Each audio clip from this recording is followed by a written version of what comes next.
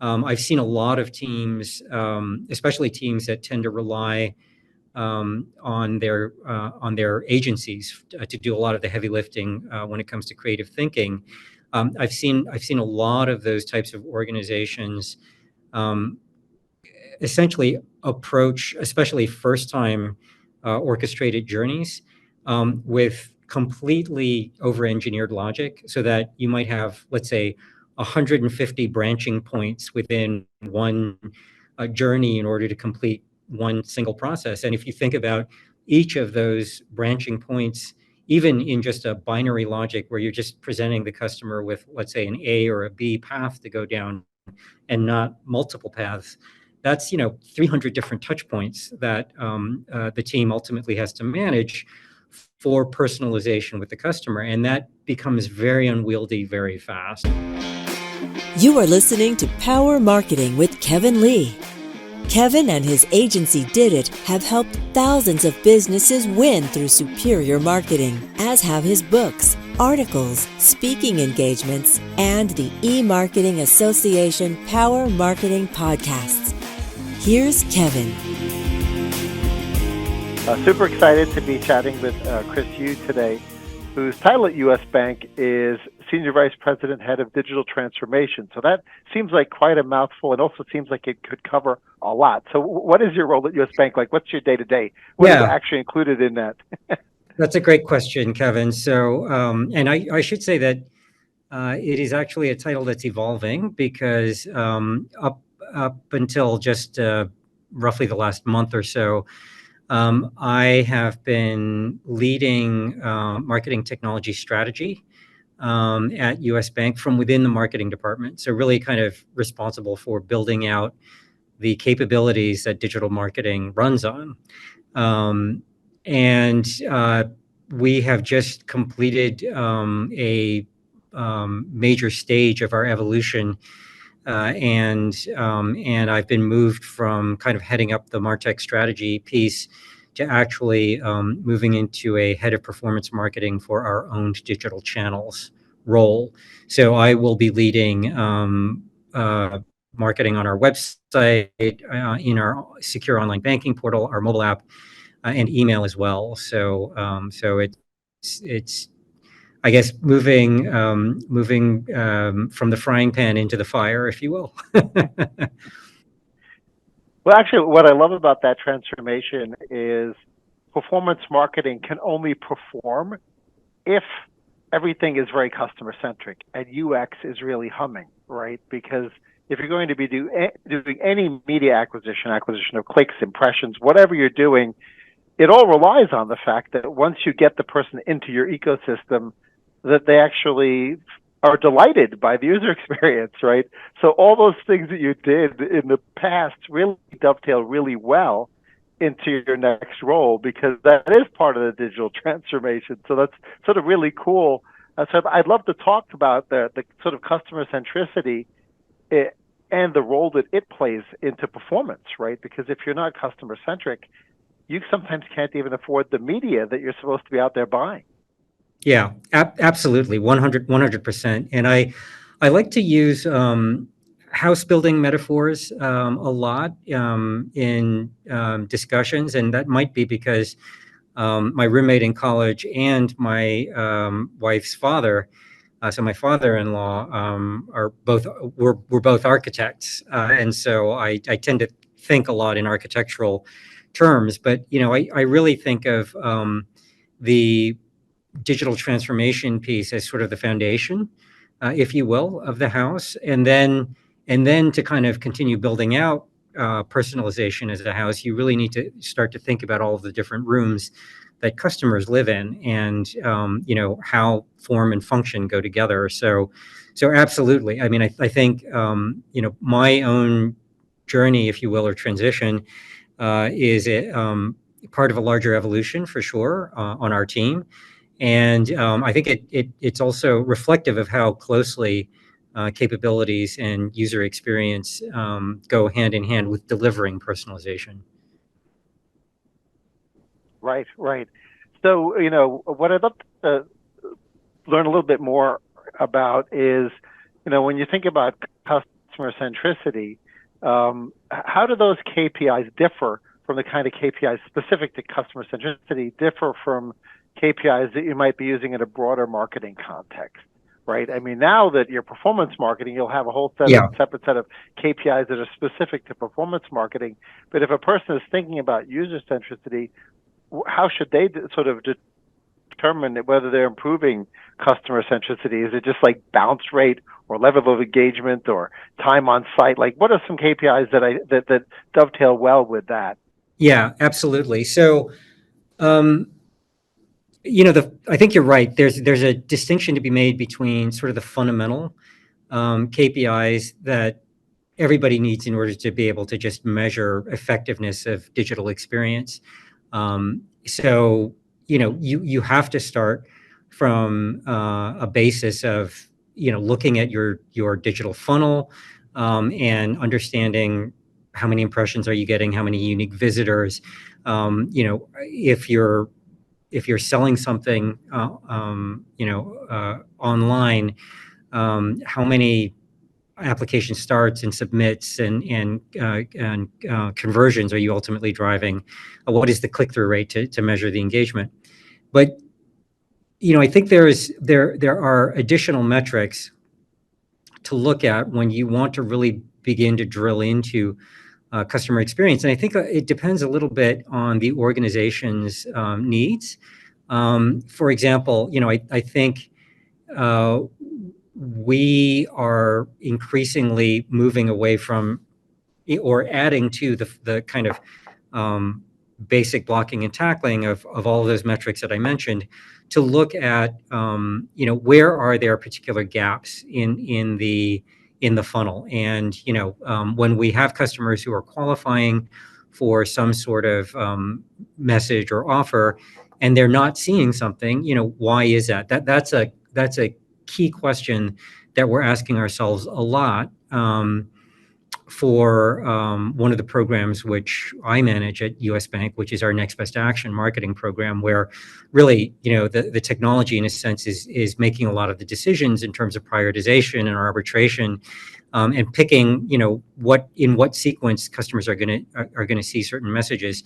And when you rely on the technology to be making some of those decisions, you necessarily start to ask a lot of questions about how to refine and improve the experience for customers, and identifying the gaps are part of it.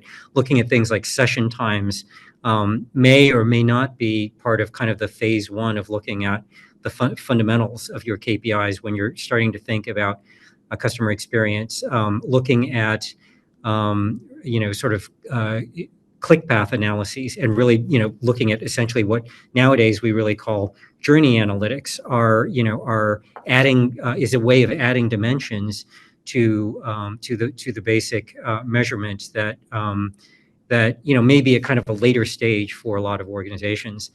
I think in addition to sort of the quantitative stuff, which is what we've been dwelling on, and where I think most organizations feel comfortable dwelling, as it were, in the early stages of setting up their measurement. But in addition to the quantitative, I'm a big believer in qualitative feedback. I mean, I really, really believe that the best brands, when it comes to customer experience and personalization, are constantly toggling back and forth between quantitative and qualitative, and figuring out ways to fit, customer panels, surveys, especially usability interviews with customers about particular experiences, into their overall measurement plan, and to blend in, if you will, kind of qualitative metrics with quantitative. And that, to me, I think is when you can start to achieve a repeatable and effective balance between the qualitative and the quantitative, I think that's a good sign of maturity for a lot of personalization teams. Yeah, so that brings me to my next question, which is, the power of these new CMSs allow for a tremendous level of personalization. And is there such a thing as over-personalization, where it almost starts to get creepy? Yeah, I mean, I think there are multiple ways in which marketers can over personalize, and I'm sure we've all seen examples of that, just in our lives as consumers or end users. But there's the phenomenon of adding personalization everywhere just for the sake of showing the customer that you're personalizing, even if it's not really meaningful. So, adding "Dear Chris" to every single content block that I encounter on the web, or maybe a timestamp to show that you understand what time zone I'm in, doesn't really necessarily do anything for me as an end user or as a consumer of your product. I think then there's also the phenomenon of maybe over engineering the personalization of the experience. I think that that is a real risk when it comes to journey building and kind of journey orchestration. I've seen a lot of teams, especially teams that tend to rely on their agencies to do a lot of the heavy lifting when it comes to creative thinking. I've seen a lot of those types of organizations essentially approach, especially first-time orchestrated journeys, with completely over-engineered logic, so that you might have, let's say, 150 branching points within one journey in order to complete one single process. And if you think about each of those branching points, even in just a binary logic where you're just presenting the customer with, let's say, an A or a B path to go down and not multiple paths, that's 300 different touch points that the team ultimately has to manage for personalization with the customer, and that becomes very unwieldy very fast. So I think my philosophy when it comes to thinking about your personalization strategy holistically, and thinking especially about how experimentation and testing can help you advance your thinking about personalized journeys. My philosophy tends to be stay agile, place more bets on the board, and kind of smaller bets rather than fewer bigger bets. Don't try to go for the big bangs when it comes to what you're trying to deliver to customers early on in your personalization strategy. But stay small, nimble, and test multiple different opportunities with your customer base to see what's working and what's not, and to understand where you have traction. Absolutely. Great advice there. One other way, I guess, one could simplify for the operations team and marketing team would be to think about segments or personas and treat them, holistically within their segments, right? And obviously in banking, you've got the size of the customer from a wealth or income perspective, and then you've got B2B versus B2C for many banking organizations. But there may also be certain personas that are delighted in different ways, right? Based on their psychographics or demographics or otherwise. So does that end up being sort of a way to sort of not have to boil the ocean when it comes to personalization? Yes, absolutely. It's a great point, Kevin. And you mentioned some of the types of audiences that we think about in financial services. You mentioned the difference between a corporate, sort of more institutional investor type of audience and wealth management audiences versus, let's say, a typical retail banking customer who's looking for maybe a credit card, maybe a checking account, what have you. There are very different psychographics and very different sort of cognitive problems that those different audiences are trying to solve. You think about the corporate clientele when it comes to the institutional side of the house, and they are primarily looking for institutional sources of counsel and advice and guidance that will make their complicated financial decision making easier and really kind of simplify their financial management on a grand scale. So oftentimes they're looking for thought leadership and proof of thought leadership from a particular financial services provider. The language alone is very different when you're reading, for instance, in industry analyst reports of the market and what that means for stakeholders and decision makers in particular industries, versus what, let's say, a retail customer is thinking about when they're maybe looking for a personal loan or a mortgage. The language needs to be different. The experiences need to be different. The decisioning tools need to be different. All of those factors play in, and you can't begin to deliver on that strategy coherently unless you begin to really understand who your key audiences are. You begin to map them to some of those personas, and then define those segments accordingly. I think, a lot of us take for granted the importance of persona-based journeys, to the point that you think about good agile teams, and there's kind of that agile convention when you're even just writing a story for yourself of what task you're going to take on, of writing it, in the formulation as a user of XYZ or as a customer of the following brand. I need X, and that formulation alone, with that clause of as a, whatever is the persona you're identifying, that's a little exercise in persona creation and in journey, journey building right there. But the really, really great brands, I think, carry that through to all levels of their business, and extrapolate from that one sort of act of storytelling to the implications of that throughout their product development, their operations, all the rest of it. And that's where the art and science comes in. Yeah, on the science side of things, often from a media buying perspective or direct mail perspective, it's pretty common to append a whole bunch of additional information onto prospect files or customer files, to the point where, I like to joke that Experian could probably guess what color underwear I have on, even if I don't know, because they have all the data possible to predict things like that. I think they have a segment for that, actually. So, we used to buying. Probably.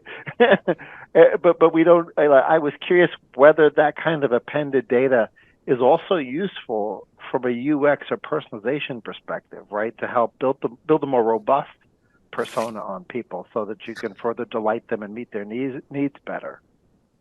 Absolutely. I think, a lot of organizations in the marketplace, or in the public arena, work with partners like Experians or Axioms, LiveRamps, Merkles. We all know Epsilons. We all know there's a long list of third parties who help to sort of validate the identity of a customer.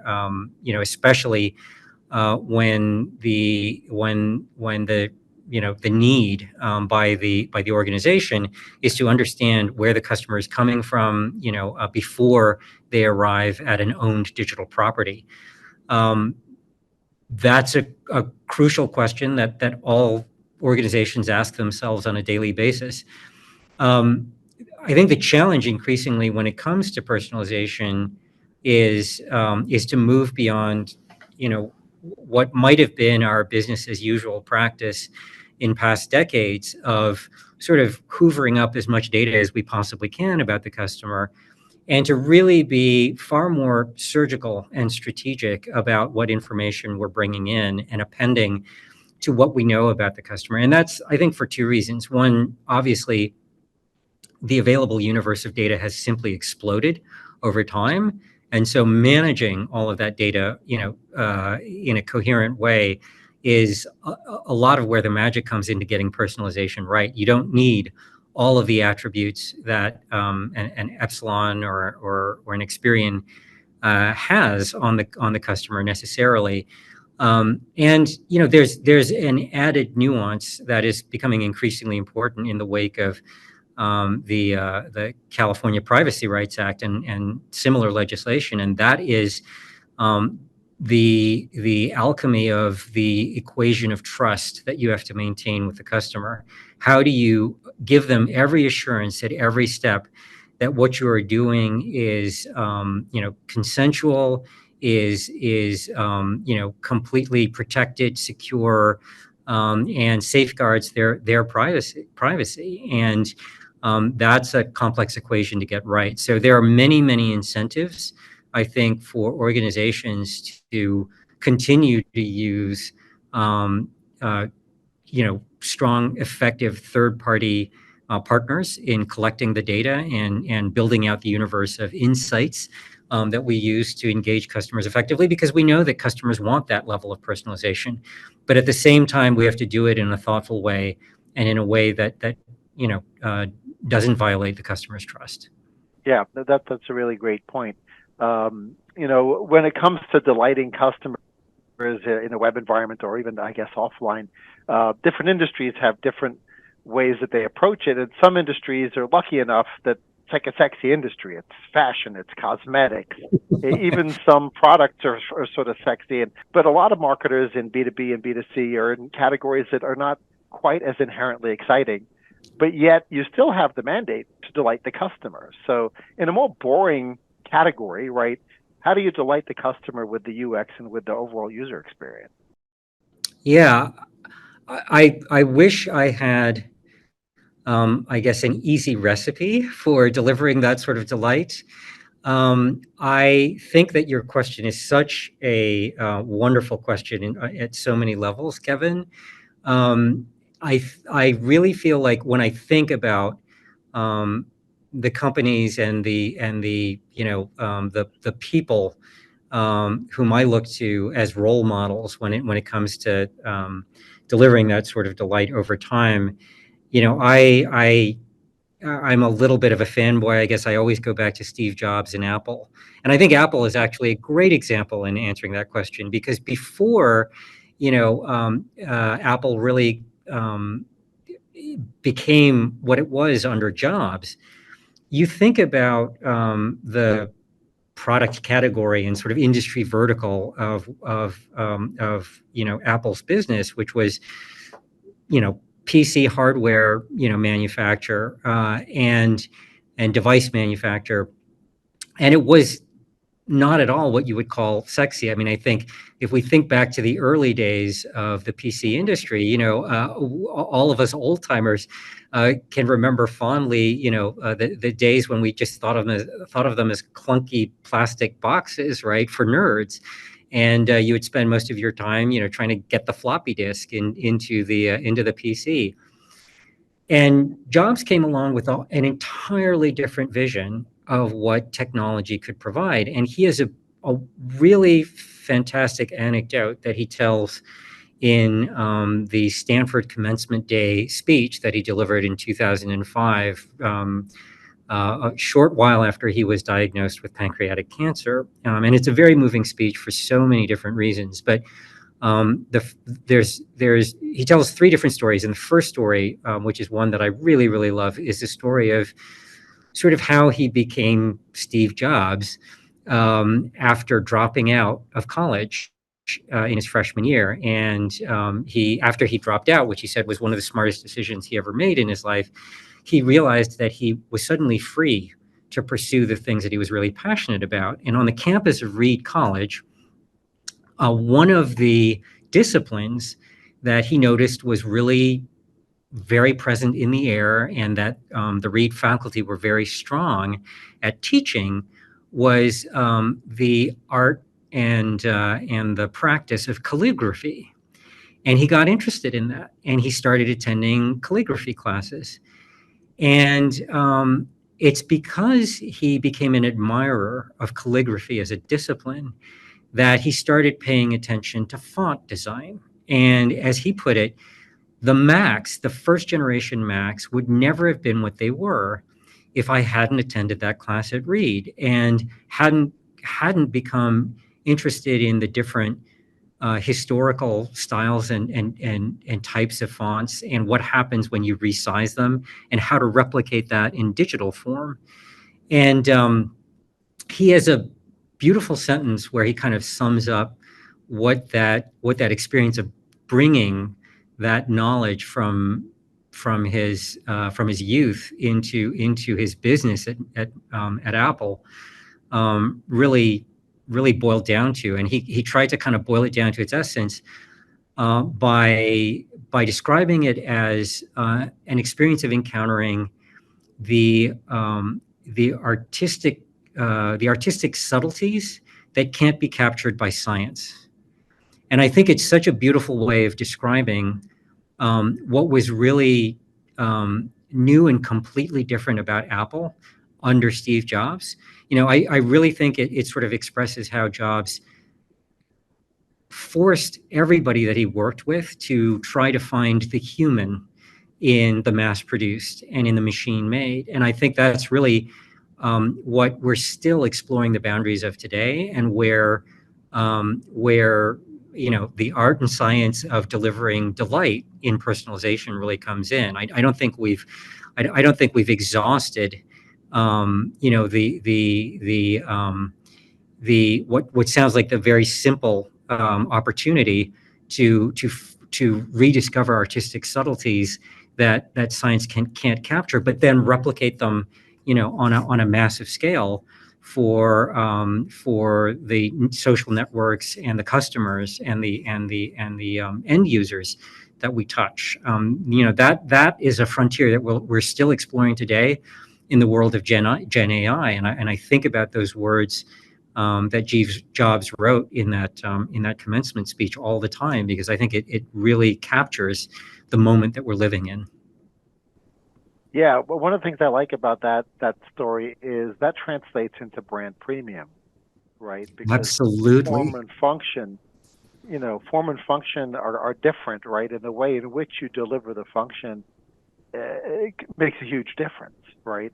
And so that allows for a brand premium in the marketplace. And Apple's one of those companies that has an inordinately large brand premium, right? And people envy it, right? Every other hardware manufacturer or phone manufacturer looks at their brand premium and says, "Oh, if only I could achieve that level of passion among the customers and that level of brand premium." It sort of comes back to, I guess, user centricity, and it all sort of ties together in that way.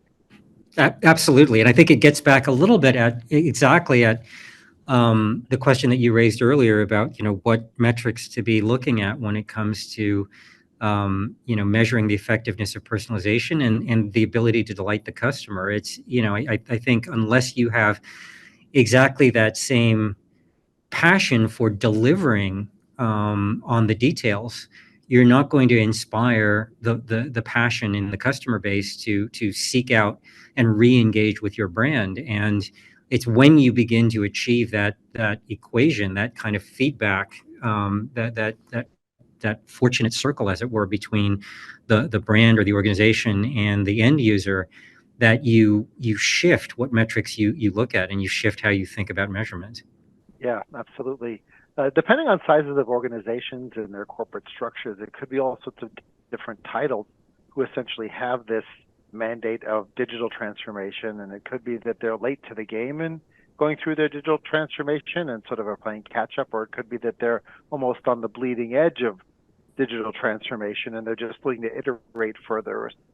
So how broadly should that mandate of digital transformation extend within the organization for the person or the people who are sort of given that role or those responsibilities?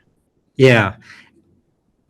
So I am a big believer in digital transformation, even though I haven't always called it by that name, over my couple of decades plus of work in digital marketing.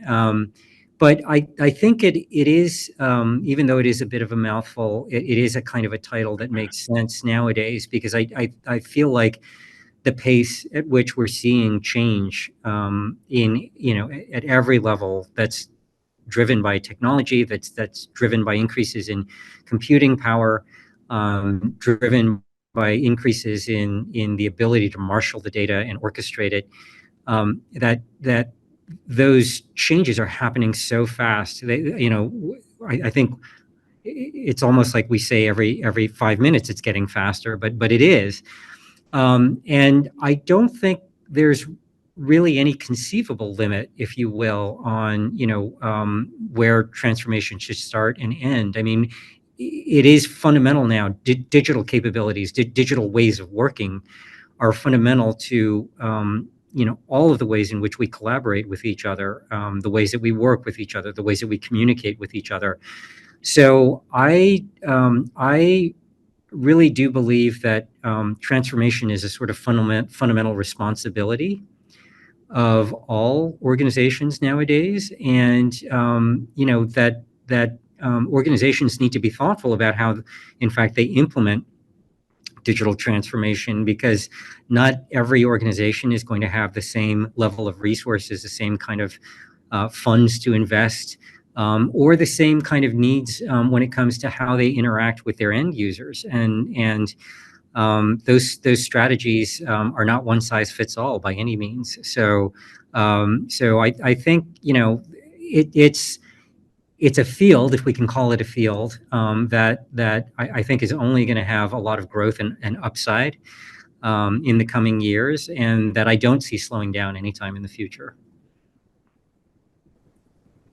Yeah, it's I'm curious, as far as sort of spilling out of the digital world that you and I spend most of our time in. We've obviously got frontline workers who are, engaged day to day, right? And so if you sort of think about the oldest school concept of, CRM, is the fact that a deli owner or wait staff, if I'm a regular, might know what my regular stuff is. Like, they don't even need to necessarily look it up in a digital environment. But at the same time, we want to empower these frontline workers to potentially personalize in a non-creepy way as well. So I'd love to hear, how can frontline workers, tap into that power of personalization to delight their customers and prospects? Yeah, I think that is really an area where there's so much opportunity. At US Bank, we actually, I'm part of the marketing team in terms of where I sit in the organization. I'm a digital native by experience, and I work in partnership with our digital office teams, and the digital office teams are the ones that are responsible for building out the actual frontline experiences and kind of the platforms on which those experiences are delivered, like our public website, our online banking portal, our mobile app, and so forth. And the digital teams, increasingly, we work together and we start to classify our work in terms of a couple of different types of projects. There are what we call the do-it-yourself experiences, the DIY experiences, where the idea is that we're delivering a kind of autonomous, self-sufficient digital experience that the end user can consume and interact with, and essentially, engage with the bank successfully simply by interacting with the technology. In the other bucket, we have what we call DIT, or do it together experiences, where essentially the idea is that there's human assistance that works in conjunction with the technology in order to serve the customer. So the touch points that the customer can have that interaction, that do it together interaction with a banker, are all over the bank, as it were. They can start in the mobile app, or they could happen when a customer walks into the branch and engages with a teller, right? And a modest example, but a crucial example for us, is that in recent years we've developed a kind of a DIT, do it together portal, where the banker can effectively log into a version of the customer's own online banking account without seeing certain types of information that only the customer should see. But so they can go in and see a sort of virtual replica of what the customer sees, so that they can go in and help them if they have a problem with accessing something on the website, they don't understand how it works, or what have you, and they can actually kind of take a look at it, see what the problem is, turn it back to the customer and say, hey, did you notice this particular button? Are you having trouble finding that? Did you try clicking on this? And so it's an extraordinarily powerful tool, obviously, and it's a simple example, but it's a great example, I think, of the ways in which our frontline personnel are benefiting from the digital transformation every day, and need those kinds of tools, honestly, to keep up with what's going on in the marketplace. Yeah, absolutely. That is a great example. Now, obviously, the hot new area is Gen AI and the overlay of Gen AI into personalization. So, how does Gen AI potentially play a role now, and do you think it will play an outsized role in the future? Yeah, I think we're only beginning to scratch the surface of what Gen AI can do. And I'm sure many of your guests on your podcast have expressed similar sentiments. I think everybody is in the test and learn phase, if you will, and trying to figure out, all of the different killer applications that Gen AI can be responsible for or integrated into.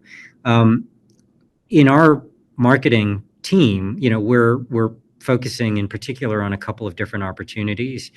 In recent years, we have deployed Gen AI for experimentation purposes, where we're really looking at marketing copy and messaging. So really looking at the language with which we're engaging our customers on our website, for example, and leveraging a Gen AI content creation platform that has multivariate testing um, capabilities built into it to render multiple different versions or recipes of a particular message, test which ones are driving the most engagement with our customers, and then kind of push the winning recipe, at scale to the largest number of customers. And I think that's one obvious example in which the technology is going to take off. I think in the creative applications in general of the technology are exploding and growing every day. I think uh, everything from image creation and asset management and versioning to the natural language generation and content creation, the copy creation. That's one whole set of tasks that Gen AI can help us with. And I do think that the key there is that the technology, in my experience, isn't really ready to go full bore yet with just unmediated, pure, content creation direct to the consumer. I think there is very much a requirement that there be human editors or producers, as it were, that intervene and sort of govern the content and help to really kind of edit ultimately and curate what goes to the end customer. And then there's beyond kind of the unlocking the creativity of the marketing team's sort of set of features. There's actually providing in-house assistance and assistant-like functionality to all sorts of teams within an organization at every level of the organization, from front of the house to back of the house, if you will. We have been experimenting with a kind of a concierge AI or assistant AI internally that helps us actually navigate some of our more complicated technology, like the customer data platform that we use. And believe me, when you're running a very large customer data platform that brings together all of your customers' data from all across the enterprise in real time, it's very easy to get lost in that ocean of data and not be able to know where certain types of data reside and how to find the best segment for XYZ. And having a truly effective AI-driven assistant that helps you find the assets that you're looking for, essentially, that's an invaluable time saver. So, two broad brushstroke examples of the ways in which I think Gen AI is going to shape personalization in the future and make us more efficient, both in terms of collaboration, but also more efficient in terms of the way that we engage with our customers. Absolutely. Are there any other non-Gen AI things that have you excited about the next year? Yeah, absolutely. I mean, I think it's somewhat related to and driven by the demand for Gen AI solutions, but I think quantum computing is another area, where there's tons of innovation happening right now. and where I think we're going to see a lot of new personalization opportunities blossom. I do think that there are ways in which we're going to be blending some of these different capabilities together. The capacity that's going to be unlocked by quantum computing, coupled with the ability for Gen AI to augment human creative capacity, and combine that with existing technologies that we use today for marketing, like next best action type platforms, that are really going to re-energize a lot of what we do. So I think there's a lot looming on the horizon, and it's an exciting time to be in the business that we're in, for sure. Yeah, it's been exciting for 30 years, and I think it's going to continue to be exciting. Part of why I feel very blessed to be in this industry. Thanks, Chris, so much for joining me and sharing so much wisdom with the audience about the power of personalization and all the other things you're working on. Absolutely. Happy to do it. Thanks, Kevin. Kevin Lee's Power Marketing is available on all your favorite podcast networks. Kevin loves helping businesses excel at marketing. Having marketing challenges? Just like Santa in The Miracle on 34th Street, if Kevin can't help you, he'll know someone who can. Find him on LinkedIn, subscribe, or follow.